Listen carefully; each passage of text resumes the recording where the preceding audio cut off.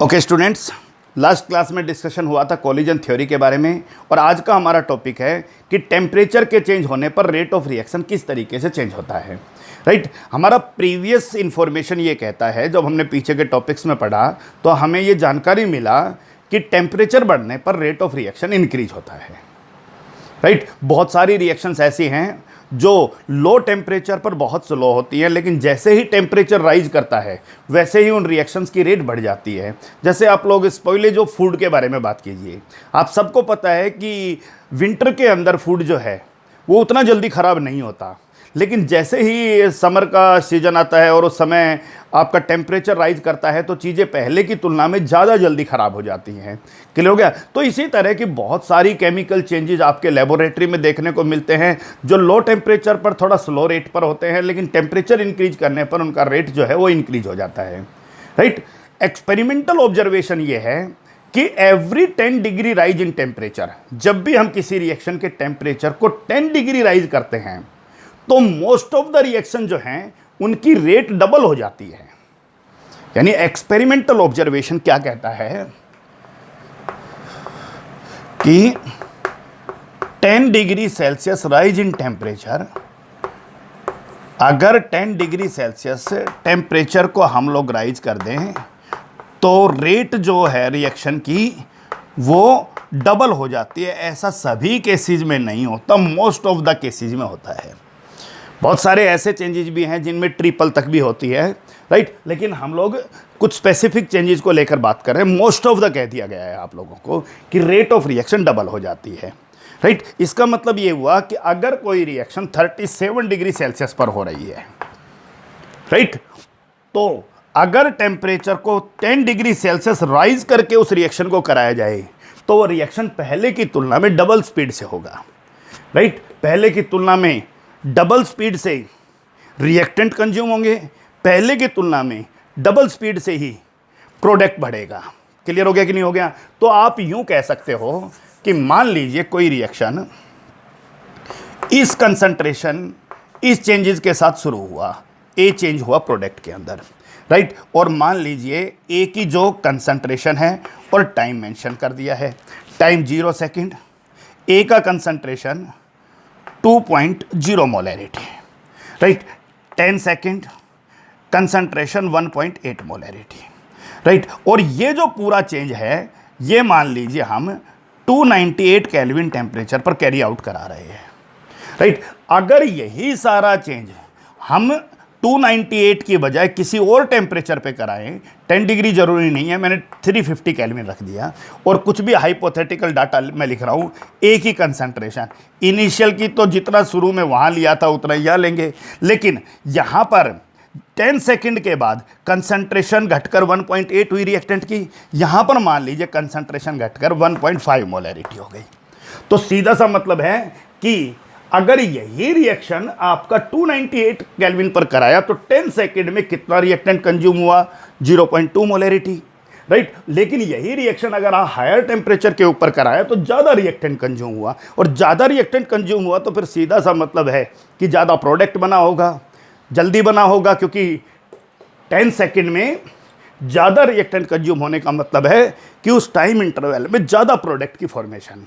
So rate of disappearance of reactant fast हुआ, rate of appearance of product fast हुआ।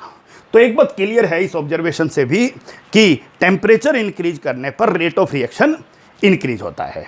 तो एक छोटा सा डेफिनेशन दिया गया टेम्परेचर कोफिशिएंट, और टेम्परेचर कोफिशिएंट को डिफाइन किया गया कि रेट कांस्टेंट की वैल्यू T+10 टेम्परेचर पर और रेट कांस्टेंट की वैल्यू T टेम्परेचर के ऊपर। इसका सीधा सा मतलब ये हुआ कि अगर दो टेम्परेचर ले लें हम 37 डिग्री सेल्सियस और 47 डिग्री सेल्सियस, जिनके टेम्परेचर के बीच में 10 डिग्री का डिफरेंस है, तो रेट कांस्टेंट की वैल्यू इस टेम्परेचर पर अपॉन रेट कांस्टेंट की वैल्यू इस टेम्परेचर पर। किसी भी रिएक्शन के लिए अगर आप ऐसा रिलेशंस, ऐसा रेशियो निकाल पाए तो उसे ही क्या नाम दिया गया? टेम्परेचर कोफिशिएंट दिया गया। मोस्ट ऑफ द रिएक्शंस के लिए ये वैल्यू 2 आएगी, लेकिन बहुत सारी रिएक्शंस के लिए 3 भी आ सकती है। तो ये हमारा कॉमन ऑब्जर्वेशन है। क्लियर हो गया? सो it is very important that you should write as K2 upon K1, 2 at higher temperature and 1 at lower temperature, so it represent rate constant, represent K, rate constant represent K, 2 at second temperature may be at higher temperature और 1 at lower temperature। Clear हो गया कि नहीं हो गया? और सबको पता है कि K2 अगर ज़्यादा होगा किससे, K1 से, तो ये वैल्यू हमेशा 1 से ज़्यादा ही मिलेगी आपको हर केस के अंदर। क्लियर हो गया? और 10 डिग्री राइज पर तो हम लोग एक्सपेक्ट कर रहे हैं कि होपफुली ये रिएक्शन 2 आए। समझ में आ गया नहीं आ गया? ये रेशियो आपका 2 आए। पॉइंट क्लियर है? तो एक बहुत छोटा सा ऑब्जर्वेशन हमारे सामने निकल कर आया कि टेम्परेचर इंक्रीज होगा तो रेट ऑफ रिएक्शन इंक्रीज होगी। अब प्रश्न आता है कि आखिर क्यों?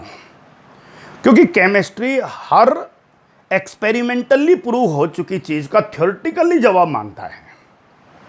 केमिस्ट्री का काम है एक्सपेरिमेंटली प्रूव हो चुके किसी भी चीज को थ्योरेटिकली जस्टिफाई करना। अब एक्सपेरिमेंटली ये चीज प्रूव हुई, लेबोरेटरी में सभी का ऑब्जर्वेशन ये आया कि टेम्परेचर बढ़ेगा तो रेट ऑफ रिएक्शन बढ़ेगा। क्लियर है? अब सभी का ऑब्जर्वेशन जब ये निकल के आया तो साइंटिस्ट के सामने ये उनका जिम्मेदारी था कि उसको वो थ्योरेटिकली जस्टिफाई करें कि आखिर टेम्परेचर राइज करने पर रेट ऑफ रिएक्शन क्यों राइज हो रहा है, क्यों बढ़ रहा है। सो पहला रीजन ये दिया गया कि temperature increase, kinetic energy of molecules increase, reacting molecules increase. मानते हो? टेम्परेचर बढ़ेगा तो रिएक्टिंग मॉलिक्यूल्स की काइनेटिक एनर्जी बढ़ेगी, रिएक्टिंग मॉलिक्यूल्स की काइनेटिक एनर्जी बढ़ेगी तो वो पहले से ज़्यादा कोलिजन करेंगे, so collision frequency increase, collision frequency increase. और कोलिजन फ्रीक्वेंसी इंक्रीज होगी तो भाई इफेक्टिव और नॉन इफेक्टिव दोनों ही कोलिजन की संख्या भी बढ़ेगी, और इफेक्टिव कोलिजन बढ़ेंगे। इसका सीधा सा मतलब है रेट ऑफ रिएक्शन है वो भी क्या है, इंक्रीज हो जाएगी। क्लियर हो गया? लेकिन जैसे ही ये रीजन किसी ने दिया, इसके ऊपर कुछ ऑब्जेक्शंस निकल के आए, और ऑब्जेक्शन ये निकल के आए कि 10 डिग्री टेम्परेचर जब राइज होता है, 10 degree Celsius rise in temperature, rate of reaction जो है वो डबल होती है। मोस्ट ऑफ द केसेज में ऐसा होता है। और काइनेटिक एनर्जी जो है वो 1.8 से 3% तक डिफरेंट रिएक्शंस में इंक्रीज होती है। मैं 3% लिख देता हूं ज़्यादा से ज़्यादा। बहुत सारी रिएक्शन में 1.8 है, बहुत सारी में 2 भी, बहुत सारी रिएक्शन में 3% भी इंक्रीज है। मैंने एक मैक्सिमम डाटा ले लिया। अब प्रश्न आता है भाई कि जब टेम्परेचर 10 डिग्री सेल्सियस राइज करेगा तो rate of reaction double, double को मैथमेटिक्स पढ़ा है आप लोगों ने बहुत, डबल का मतलब 200%। जब कोई चीज़ डबल हो जाती है ना, इसका मतलब 200% हो जाती है, राइट? आपके पास कोई चीज़ 10 थी और 10 से 20 हो गई, so there is an increment of 200%। Clear हो गया कि नहीं हो गया? तो ये ध्यान रखना, वो डबल हो जाती है तो। और 10 डिग्री सेल्सियस राइज होने पर रेट ऑफ रिएक्शन इंक्रीज हुई 200% और काइनेटिक एनर्जी इंक्रीज हुई 3%। तो सीधा सा कंक्लूजन ये है भाई कि अगर काइनेटिक एनर्जी का बढ़ना ही एकमात्र रीजन होता रेट ऑफ रिएक्शन बढ़ने के पीछे, तो जितनी काइनेटिक एनर्जी बढ़ी है उतनी ही रेट ऑफ रिएक्शन बढ़ती। अब क्योंकि काइनेटिक एनर्जी तो 3% बढ़ा है तो रेट ऑफ रिएक्शन भी 3% बढ़ा है, 3% बढ़ना चाहिए था भाई। काइनेटिक एनर्जी 3% बढ़ी है तो रेट ऑफ रिएक्शन 3% बढ़ना चाहिए था, लेकिन रेट ऑफ रिएक्शन तो 200% इंक्रीज हुआ है।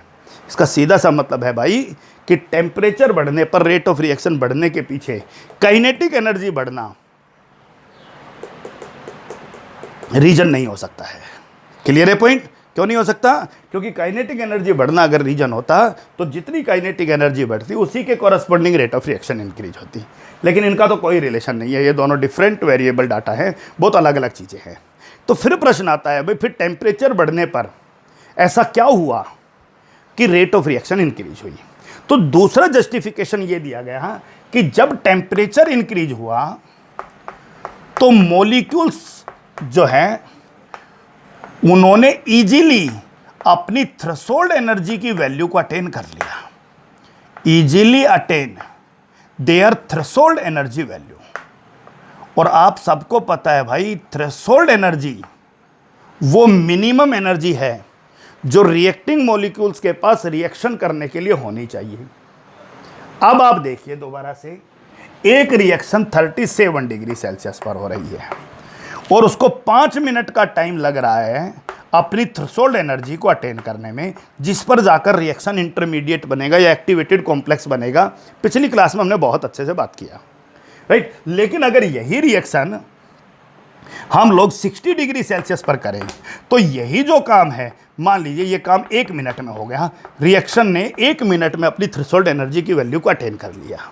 क्लियर है? तो आप लोगों से कभी कोई रीजन पूछे कि टेम्परेचर बढ़ने पर रेट ऑफ रिएक्शन क्यों इंक्रीज होती है, तो आप कहोगे भाई कि हायर टेम्परेचर पर रिएक्टिंग मॉलिक्यूल्स इजीली अपनी थ्रेशोल्ड एनर्जी की वैल्यू को अटेन कर लेते हैं। सरल भाषा में बोलूं तो आप लोग कहोगे भाई कि टेम्परेचर बढ़ने पर रिएक्टिंग मॉलिक्यूल्स के पास बहुत जल्दी वो एनर्जी आ जाती है जो एनर्जी उनको रिएक्शन करने के लिए चाहिए।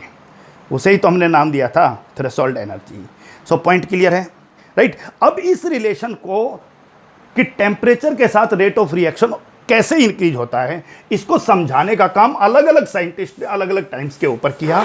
और एक बहुत इंपॉर्टेंट कंट्रीब्यूशन हमारे पास है और वो है अरहेनियस साहब का एक रिलेशन, राइट। और वो रिलेशन है भाई temperature versus rate constant, right.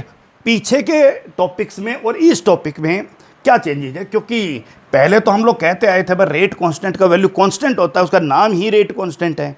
लेकिन रेट कांस्टेंट की वैल्यू कांस्टेंट है गिवन टेम्परेचर के ऊपर, यानी गिवन टेम्परेचर पर मान लीजिए कोई भी एक रिएक्शन है ए और टाइम दे दिया T, 0 second, 10 second, 20 second, 30 second. A की concentration 2.0 molarity, 1.7 molarity, 1.4 molarity, 1.3 molarity, these are different data. अगर आप इस डाटा का इस्तेमाल करके, और मान लीजिए ये फर्स्ट ऑर्डर काइनेटिक्स को फॉलो करता है, first order K is equal to 2.303 upon T log A naught upon A. Clear है पॉइंट? आप लोग टी रखिए 10 सेकेंड और ए नॉट रखिए और ए रखिए, आप लोग के निकालिए, राइट। फिर दोबारा से आप लोग के निकालिए, के रेट कांस्टेंट है। इस बार आप 20 सेकेंड के लिए निकालिए, आप लोग ए नॉट रखिए, ए रखिए और टाइम 20 सेकेंड रखिए। फिर आप फिर से के निकालिए, राइट।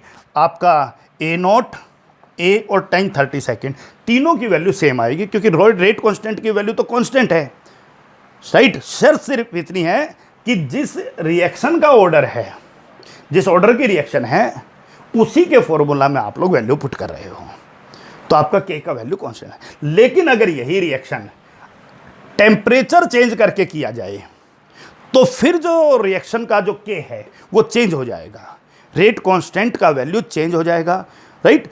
अगर कोई रिएक्शन हायर टेम्परेचर पर हो रही है तो उसका रेट कांस्टेंट का वैल्यू भी ज़्यादा आएगा, यानी लो टेम्परेचर पर रेट कांस्टेंट का वैल्यू कम आएगा, हायर टेम्परेचर पर रेट कांस्टेंट का वैल्यू ज़्यादा आएगा। तो फिर आप ये कह सकते हो कि रेट कांस्टेंट भी रेट ऑफ रिएक्शन को रिप्रेजेंट करता है।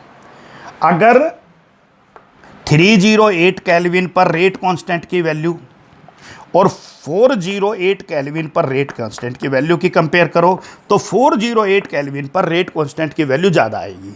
रेट कांस्टेंट की वैल्यू ज़्यादा आएगी तो रेट ऑफ रिएक्शन भी ज़्यादा ही होगा। तो अरहेनियस साहब ने क्या किया कि रेट कांस्टेंट के टर्म में रिएक्शन को रिप्रेजेंट किया कि टेम्परेचर चेंज होने पर रेट कांस्टेंट किस तरीके से चेंज होता है।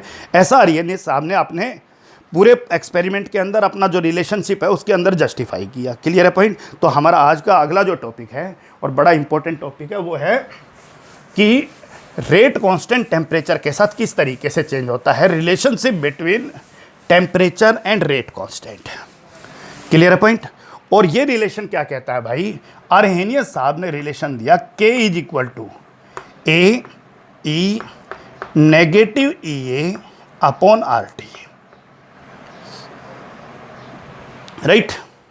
के रेट कांस्टेंट, ए जो है वो आपका अरहेनियस पैरामीटर है,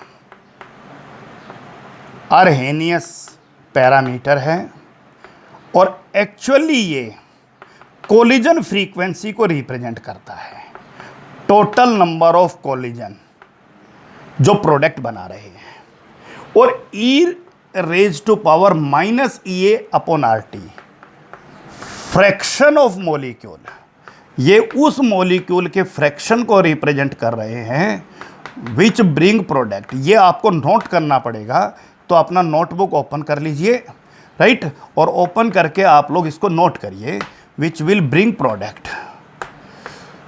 ये वो फ्रैक्शन ऑफ रिएक्टिंग मॉलिक्यूल्स है, यानी टोटल फ्रैक्शन, टोटल कोलिजन का वो फ्रैक्शन जो प्रोडक्ट में बदल रहा है। सीधा सा मतलब है जिसकी एनर्जी एटलीस्ट किसके इक्वल है, थ्रेशोल्ड एनर्जी के इक्वल है, और जिनके पास प्रॉपर ओरिएंटेशन है वही तो प्रोडक्ट में बदल रहे थे। ये हमने पिछले टॉपिक में पढ़ लिया था, एनर्जी थ्रेशोल्ड एनर्जी के इक्वल हो और ओरिएंटेशन क्या हो, प्रॉपर हो, राइट। ज़्यादा एनर्जी हो सकती है, उससे कोई फ़र्क नहीं पड़ रहा, क्योंकि हमें वो थ्रेशोल्ड एनर्जी की वैल्यू, एनर्जी को ही यूज करेंगे और प्रोडक्ट के अंदर बदलेंगे।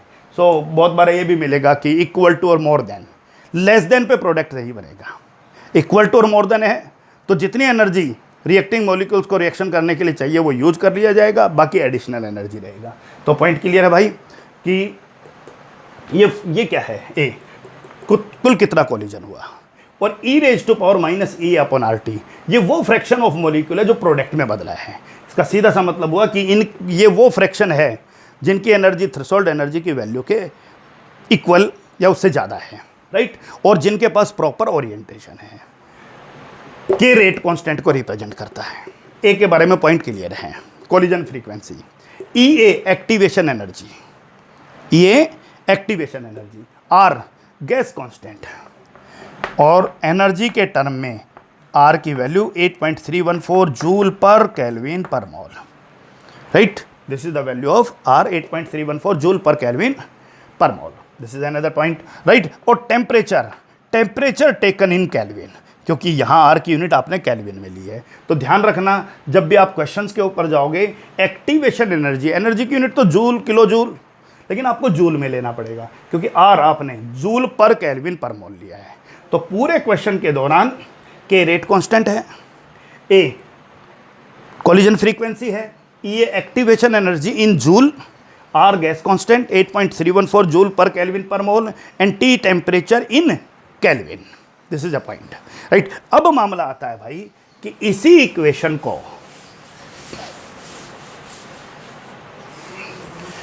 और साइंटिस्ट ने दिया, एक आपके मैक्स ट्रॉच और विलियम लेविस, इन्होंने अपने डिफरेंट टाइम के अंदर इसी रिलेशन को दिया और उन्होंने कहा k is equal to Z A B और e raise to power minus E A upon R T. So this is the similar relationship, Z A B collision frequency of reacting molecules. दो reacting binary molecule हैं और product में बदल रहे हैं। Binary का मतलब दो मॉलिक्यूल कोलाइड करके प्रोडक्ट बना रहे हैं। सो उनकी collision frequency e minus E upon R T, ये फ्रैक्शन ऑफ मॉलिक्यूल है, राइट, जिनकी एनर्जी थ्रेशोल्ड एनर्जी के इक्वल या ग्रेटर हो, राइट। इसी इक्वेशन को फिर और मॉडिफाइड किया गया ओरिएंटेशन फैक्टर को इंट्रोड्यूस करके, और इक्वेशन बन गया P Z A B e raise to power minus E A upon R T. So ये पी फैक्टर ओरिएंटेशन फैक्टर है, क्योंकि दो बातों का ध्यान रखना जरूरी है। हमने पिछले कोलिजन थ्योरी में बहुत अच्छे से पढ़ा था, एनर्जी थ्रेशोल्ड एनर्जी के इक्वल या ग्रेटर देन हो, और केवल वही मॉलिक्यूल प्रोडक्ट में बदलेंगे जिनका ओरिएंटेशन प्रॉपर हो, प्रोडक्ट बन जाएगा। प्रोडक्ट नहीं बनेगा, प्रॉपरली ओरिएंटेड नहीं होंगे रिएक्टिंग मॉलिक्यूल्स तो प्रोडक्ट नहीं बनेगा, राइट। लास्ट क्लास में डिस्कशन हो गया था, राइट। तो this is a simple relationship given by Arrhenius, Arrhenius relationship, right. तो इसको जब हम थोड़ा और सॉल्व करेंगे भाई, तो आप सबको इतना पता है भाई कि एक्सपोनेंशियल क्या है, ये आपका नेचुरल लॉग का अपोजिट है। मान लीजिए किसी इक्वेशन में ln x y के बराबर है, तो नेचुरल लॉग जैसे ही उधर जाएगा एक्सपोनेंशियल में बदल जाएगा आपका टर्म। जैसे लॉग का अपोजिट एंटी लॉग होता है, log x होता y, x होते ही log उधर जाते एंटी log y हो जाता। ln x y है तो ln नेचुरल log उधर जाते ही एक्सपोनेंशियल में बदल जाएगा। तो एंटी log log को कैंसिल कर देगा और नेचुरल log एक्सपोनेंशियल को कैंसिल कर देगा, पता होना चाहिए, राइट। तो हम क्या करेंगे इस इक्वेशन को सॉल्व करने के लिए, taking natural log both side,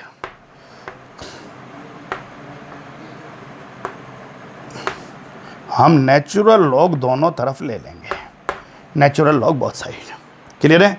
और नेचुरल log जब हम दोनों तरफ ले लेंगे तो आप सबको पता है भाई ln k is equal to ln a, ये प्रोडक्ट का निशान है, ये जमा में बदल जाएगा एडिशन के अंदर, ln e raise to power minus EA upon RT। और आप सबको ये भी पता है कि नेचुरल log एक्सपोनेंशियल को कैंसिल करेगा, so ln k is equal to ln a minus EA upon RT, right. आप इसको log में बदलिए, so ln is 2.303 log k 2.303 log a minus EA upon RT, right. इसको 2.303 से डिवाइड कीजिए, पूरे को, दोनों साइड में ही होता है हमेशा, 2.303 से डिवाइड करते ही ये बनेगा log k, 2.303 से डिवाइड करते ही ये हो जाएगा log a, 2.303 से डिवाइड करते ही minus EA upon 2.303 RT। So it is the simplified form of Arrhenius equation. ये अर्हेनियस इक्वेशन का एक सिंप्लीफाइड फॉर्म है, राइट। और इसको यूज करके हम बहुत सारे न्यूमेरिकल्स पे बात भी करेंगे, क्लियर है पॉइंट। लॉग के तो क्या हुआ भाई, k is equal to A e minus A upon RT, Arrhenius relationship between temperature and rate constant.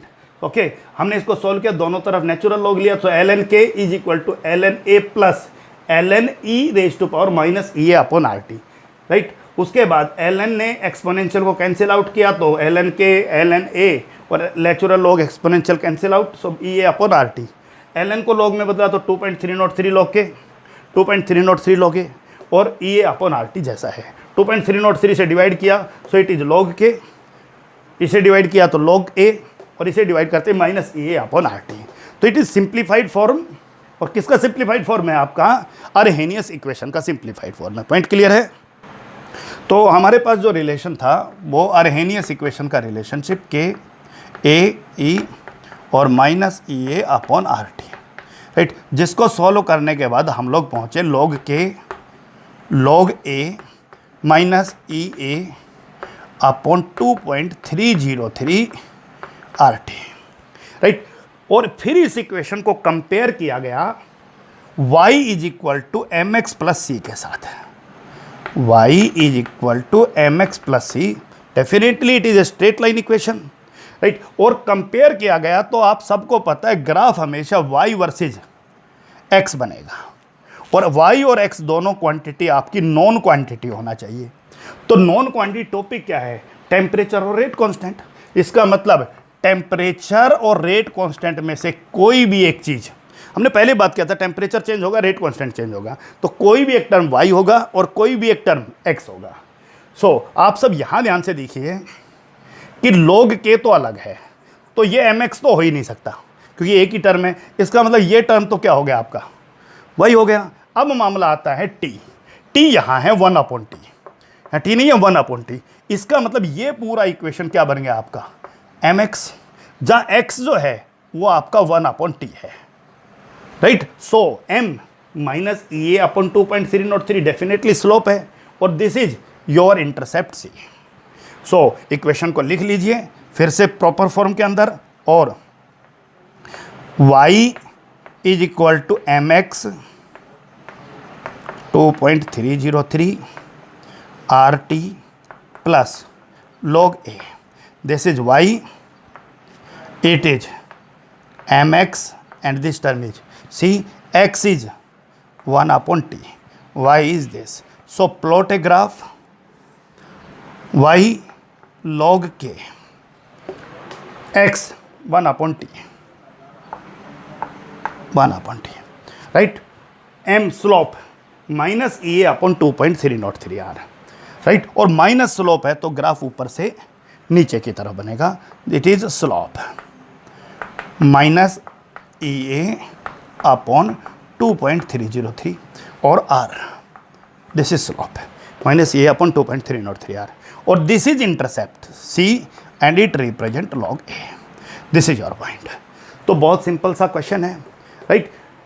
आप लोग आर्हेनियस इक्वेशन को लिखिए, उसका सिंप्लीफाइड फॉर्म लिखिए और ग्राफ प्लॉट कीजिए आप लोग लॉग के वर्सेज आपका टेम्परेचर, राइट। और इस पूरे चैप्टर में हम लोग टाइम को स्मॉल टी से लिख रहे हैं और टेम्परेचर को कैपिटल टी से लिख रहे हैं, थोड़ा ध्यान रखिएगा, कई बार छोटी छोटी चीज़ें भी बहुत असर डालती हैं, राइट। तो क्लियर है पॉइंट, लॉग के और 1/T का ग्राफ।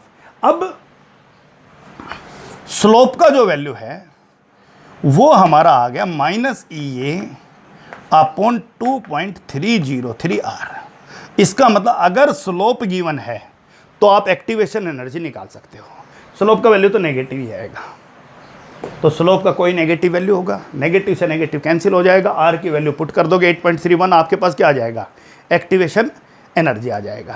क्लियर हो गया point. So by knowing the value of slope we can easily calculate the value of activation energy, right. अब बात आता है भाई, आपके पास और भी बहुत सारे तरीके हैं स्लोप निकालने के, अगर स्लोप गिवन नहीं है तो, राइट। एनसीईआरटी में एक न्यूमेरिकल भी है इस तरीके का, उसके बारे में भी हम बाद में बात कर लेंगे। स्लोप निकालने का एक तरीका है कि स्लोप जो है उसको रिप्रेजेंट किया गया है टेन थीटा के द्वारा। आप लोगों ने पढ़ा भी होगा, फिजिक्स के अंदर बहुत सारी इक्वल है, और यहाँ टेन थीटा की अगर जरूरत नहीं पड़े तो छोड़िए आप, हम लोग क्या करेंगे स्लोप को निकालने के लिए, ये एक ग्राफ है और इसमें कोई भी 2 पॉइंट ले लीजिए आप लोग, ये 2 पॉइंट ले लीजिए कोई भी 2, राइट। और ये 2 पॉइंट पर ये एक्सिस y है और ये एक्सिस आपका x है, तो ये वाला जो पॉइंट है दैट डेफिनेटली y1 और x1, this is the value y1 है और यहाँ पर वैल्यू क्या है, x1 है। आप यहाँ लिख सकते हो y1 और x1 को रिप्रेजेंट करने वाला पॉइंट इस टेम्परेचर के ऊपर, तो इस कंडीशन में, ये कंडीशन दूसरा पॉइंट जो लिया, ये वाला जो है y एक्सिस पर दिस इज y2 और ये वाला पॉइंट है ये है x2 आपका। क्लियर हो गया कि नहीं हो गया। अब आप सबको पता है भाई कि y2 कम है और y1 ज़्यादा है, x2 ध्यान दीजिएगा, कंपेयर कीजिए किसके साथ, x1 के साथ। हमारा स्लोप का value y2 minus y1 upon x2 minus x1, this is another formula of slope. तो इस वैल्यू से भी आप लोग स्लोप निकाल सकते हो। क्या करोगे, y2 minus y1 upon x2 minus x1, तो ज़रूरत पड़ेगा तो वहाँ कर लेंगे, इसको अभी ज़्यादा सीरियस लेने की जरूरत नहीं, आपको पता होना चाहिए। दूसरा स्लोप जो है वो किसके बराबर है, minus E A upon 2.303 R के भी बराबर है, ये भी हमें ध्यान रखना है। तो डेफिनेटली हमें स्लोप के बारे में भी आइडिया क्लियर हो गया इस पॉइंट को लेकर। सो दोबारा से समझ लीजिए हमारा टॉपिक क्या चल रहा था, टॉपिक चल रहा था भाई टेम्परेचर के साथ रेट ऑफ रिएक्शन कैसे चेंज होता है। हमें बताया गया कि टेम्परेचर बढ़ने पर रेट ऑफ रिएक्शन इंक्रीज होती है, और हमारा प्रीवियस नॉलेज भी यही कहता है कि टेम्परेचर बढ़ेगा तो रिएक्शन का रेट इंक्रीज होगा। पूछा गया भाई कि एक्सपेरिमेंटल एविडेंसेस हैं, तो बताया गया बहुत सारे एक्सपेरिमेंटल एविडेंसेस है, लेबोरेटरी में बहुत सारी रिएक्शंस हैं इस तरह की, टेम्परेचर बढ़ेगा तो उनका रिएक्शन रेट फास्ट हो गया। क्लियर है। 10 डिग्री राइज टेम्परेचर होगा तो रेट ऑफ रिएक्शन डबल हो पा रहा था ज़्यादातर रिएक्शंस के अंदर, हमने उस पर बात किया। टेम्परेचर कोफिशिएंट की डेफिनेशन पे बात किया। पूछा गया भाई क्यों बढ़ा टेम्परेचर बढ़ने पर रेट ऑफ रिएक्शन, जवाब मिला कि टेम्परेचर इंक्रीज होगा तो काइनेटिक एनर्जी इंक्रीज होगी, काइनेटिक एनर्जी इंक्रीज होगी तो कोलिजन फ्रीक्वेंसी इंक्रीज होगी और रेट ऑफ रिएक्शन भी इंक्रीज होगा। लेकिन उसको लेकर एक ऑब्जेक्शन आया कि जब टेम्परेचर 10 डिग्री राइज करता है तो rate of reaction double means 200% हो रहा है, लेकिन काइनेटिक एनर्जी केवल 3% के करीब इंक्रीज हो रहा है। दोबारा रिपीट कर रहा हूँ कि जब टेम्परेचर 10 डिग्री सेल्सियस राइज करेगा तो रेट ऑफ रिएक्शन डबल हो जाएगी, मीन्स 200%, और काइनेटिक एनर्जी इंक्रीज हुई केवल 3%। इसका मतलब काइनेटिक एनर्जी बढ़ना रेट ऑफ रिएक्शन बढ़ने के पीछे रीजन नहीं माना गया। रीजन माना गया कि टेम्परेचर जब हायर हो जाता है तो मॉलिक्यूल इजीली अपनी थ्रेशोल्ड एनर्जी की वैल्यू को अटेन कर लेते हैं, और थ्रेशोल्ड एनर्जी वो वैल्यू है जो रिएक्टिंग मॉलिक्यूल्स के पास रिएक्शन करने के लिए मिनिमम चाहिए। और उसके बाद अर्हेनियस का एक रिलेशनशिप लिया गया, उसको सिंप्लीफाइड फॉर्म में बदला गया, उसके बाद उसके ग्राफ प्लॉट किए गए और स्लोप के बारे में बात किया गया।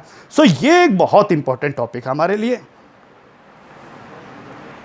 ओके स्टूडेंट, तो ये जो पूरा थ्योरी आपने पढ़ा इसको अच्छे से स्टडी कीजिए। कल की क्लास में हम लोग इसके बहुत सारे न्यूमेरिकल्स पे बात करेंगे, राइट। बहुत सारे न्यूमेरिकल्स का सीधा सा मतलब है कि आपसे ये पूछा जा सकता है कि भाई fraction of molecule which will bring product निकालिए, तो e⁻⁻⁻ निकालिए। आपसे किसी रिएक्शन के अंदर अर्हेनियस पैरामीटर ए पूछ सकता है, आप लोग इस फॉर्मूला का इस्तेमाल करके। और कल हम लोग, क्योंकि हमारा topic temperature versus rate constant चल रहा है, तो दो डिफरेंट टेम्परेचर के ऊपर रेट कांस्टेंट की वैल्यू को भी निकाल के देखेंगे कि अगर अलग अलग टेम्परेचर है तो रेट कांस्टेंट का वैल्यू किस तरीके से चेंज हो रहा है। So that's all for today, right.